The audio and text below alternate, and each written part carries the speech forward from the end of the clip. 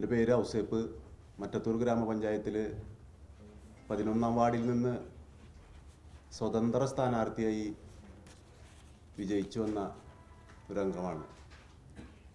ഇപ്പം എന്നെ മുന്നിൽ നിർത്തിക്കൊണ്ട് മറ്റത്തൂർ പഞ്ചായത്തിലുണ്ടായിട്ടുള്ള എല്ലാ വിഷയങ്ങൾക്കും ഞാനാണ് കാരണമെന്ന് ഒരു വിഭാഗം ആളുകൾ കുപ്രചരണം നടത്തിക്കൊണ്ടിരിക്കുകയാണ്. ഞാൻ നിലവിൽ ഒരു കോൺഗ്രസ്സുകാരനല്ല. എന്നെ പാർട്ടിയിൽ നിന്ന് പുറത്താക്കിയിട്ടുള്ളതാണ്. ഞാൻ നിങ്ങൾക്ക് തന്നിട്ടുള്ള പേപ്പറുകൾ പരിശോധിച്ചാൽ അറിയാം, അകത്താക്കി പുറത്താക്കി അകത്താക്കി പുറത്താക്കി അങ്ങനെ പലതും അതിനകത്തുണ്ട്. ഇതൊക്കെ എന്തോ ഒരു നാടകമാണെന്നാണ് എനിക്ക് തോന്നുന്നത്. കാരണം ഞാനത് അങ്ങനെ വില കൊടുത്തിട്ടില്ല. അവസാനത്തെ സാധനം എൻ്റെ കയ്യിൽ കിട്ടിയിട്ട് പോലും ഇല്ല. ഞാനത് മീഡിയയിൽ നിന്നൊരു കോപ്പി എടുത്തിട്ടാണ് ഞാൻ അതിൻ്റെ കൂടെ വെച്ചിട്ടുള്ളത്. ഈ ഞാനൊരു കോൺഗ്രസ്സുകാരൻ തന്നെയായിരുന്നു. ഞാനൊരു 75 കാലഘട്ടം മുതൽ, അന്ന് എനിക്ക് 10 വയസ്സുള്ളപ്പോൾ മുതൽ ഞാൻ ഇതിൽ പ്രവർത്തിച്ചു വന്നിട്ടുള്ളതാണ്. കോൺഗ്രസിൻ്റെ മണ്ഡലം പ്രസിഡൻ്റായിട്ട് ഒരു ടേം പ്രവർത്തിച്ചു. 2 ടേം പഞ്ചായത്ത്, ഇതിനു മുൻപ് 2 ടേം പഞ്ചായത്ത് അംഗമായിരുന്നു. ഒരു ടേം പ്രതിപക്ഷ നേതാവായിരുന്നു.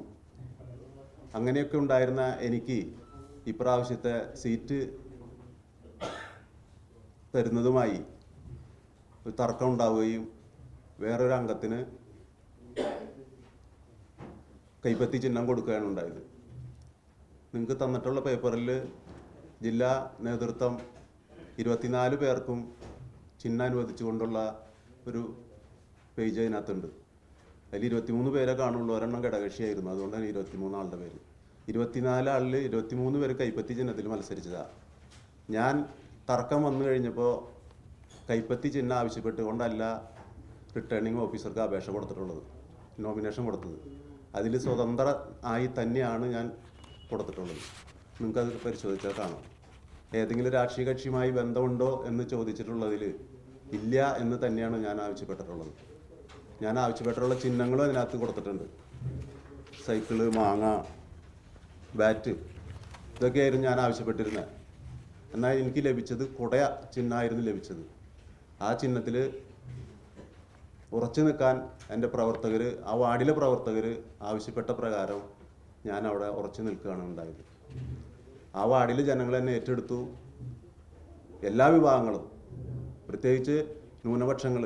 കാരണം എനിക്കെതിരെ രംഗത്തുണ്ടായിരുന്നത് പ്രധാനി BJP സ്ഥാനാർത്ഥിയായിരുന്നു. അതിൽ ആശങ്കപ്പെട്ടുകൊണ്ട് തന്നെയാണ് ഈ ന്യൂനപക്ഷങ്ങൾ എനിക്ക് വോട്ട് ചെയ്ത് എന്നെ സഹായിച്ചത്.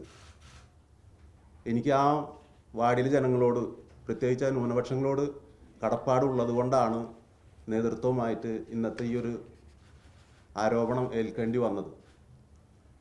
ആരോപണം വേറെ ഒന്നുമല്ല.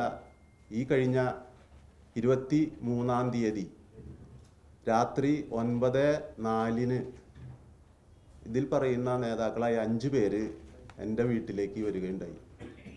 അതിൻ്റെ വിഷ്വൽ പരിശോധിക്കാൻ സംവിധാനം ഉണ്ടെങ്കിൽ എൻ്റെ കയ്യിൽ അതിൻ്റെ തെളിവുണ്ട്. ഇവിടെ സംവിധാനം ഉണ്ടെങ്കിൽ നമുക്ക് നോക്കാം. ഇല്ലെങ്കിൽ എൻ്റെ ഫോണിൽ ഞാൻ സേവ് ചെയ്ത കുറച്ച് ഭാഗങ്ങളുണ്ട്. എൻ്റെ വീട്ടിൽ വന്ന CCTVയിലെ ദൃശ്യങ്ങളാണ്. അവർ വന്ന് ആവശ്യപ്പെട്ടത്, ഔസേപ്പേ, നീയാണ് UDFൻ്റെ ലീഡറായിട്ട് നിന്നെയാണ് ഞങ്ങൾ കാണുന്നത്, ഒപ്പം നിൽക്കണം, കൂടെ നിൽക്കണം എന്നാണ് ആവശ്യപ്പെട്ടത്. ഞാൻ പറഞ്ഞു, കൂടെ നിൽക്കാൻ എനിക്കൊരു തടസ്സമില്ല, പരാതിയുമില്ല. പക്ഷേ നിലവിൽ ഞാനൊരു കോൺഗ്രസ്സുകാരനല്ല. പാർട്ടി എന്നെ പുറത്താക്കിയിട്ടുള്ളതാണ്. അപ്പോൾ മുന്നേ തന്നെ അകത്താക്ക്, എന്നിട്ട് വേണ്ട ഈ ഒരു ചർച്ചയിലേക്കൊക്കെ പോകണ്ടേ.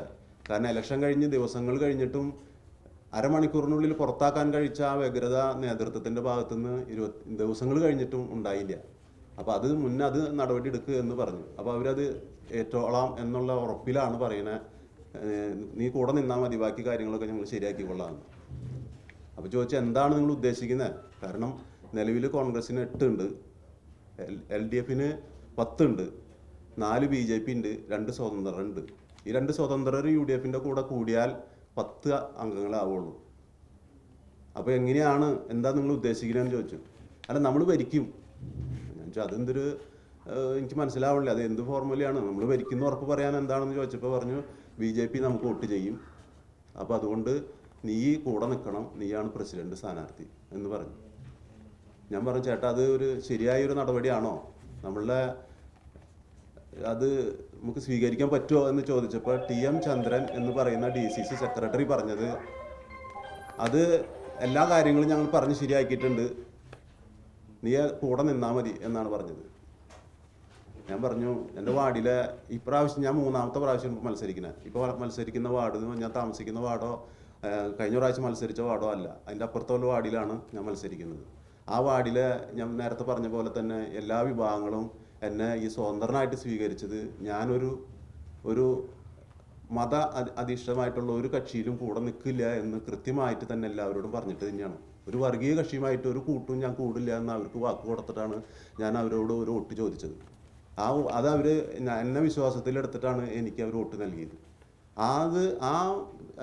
അവർക്കോട് കൊടുത്ത ആ വാക്ക്, ആ വിശ്വാസം ഇപ്പോഴും നിലനിർത്തുന്നു, ഇനിയും അത് തന്നെ നിലനിർത്തിപ്പോകും. ഒരു പക്ഷേ എനിക്ക് അവർ പറഞ്ഞപ്പോൾ ഒന്ന് മൂളി കൊടുത്തിരുന്നുണ്ടെങ്കിൽ ഞാൻ ഇന്ന് മറ്റത്തൊരു പഞ്ചായത്തിൻ്റെ പ്രസിഡന്റ് ആയാനെ എന്ന് വേണമെങ്കിൽ ഒരു ചെറിയൊരു വിട്ടുവീഴ്ച ചെയ്താൽ മതി. പക്ഷെ ഞാൻ വിശ്വസിക്കുന്ന വ്യക്തിത്വത്തിലും അല്ലെങ്കിൽ എൻ്റെ നിലപാടിലും ഉറച്ചു നിൽക്കുകയാണ് ഞാൻ ഉണ്ടായിട്ടുള്ളത്. അത് തുടർന്നും അങ്ങനെ തന്നെയായിരിക്കും. അപ്പോൾ ഇദ്ദേഹത്തിനോട് ഞാനത് പറ്റില്ല എന്ന് പറഞ്ഞപ്പോൾ എന്നോട് പറഞ്ഞു അങ്ങനെയാണെങ്കിൽ പ്രസിഡന്റിനെ ഞങ്ങൾ മാറ്റും, പ്രസിഡന്റ് സ്ഥാനാർത്ഥിനെ ഞങ്ങൾ മാറ്റും എന്ന് പറഞ്ഞു. ഞാൻ പറഞ്ഞു ചേട്ടാ എനിക്കൊരു പരാതിയില്ല, നിങ്ങൾക്ക് ആരെ വേണമെങ്കിലും ആക്കാം, പക്ഷേ ഈ ഒരു കൂട്ടുകെട്ടിന് എന്നെ കൂട്ടണ്ട.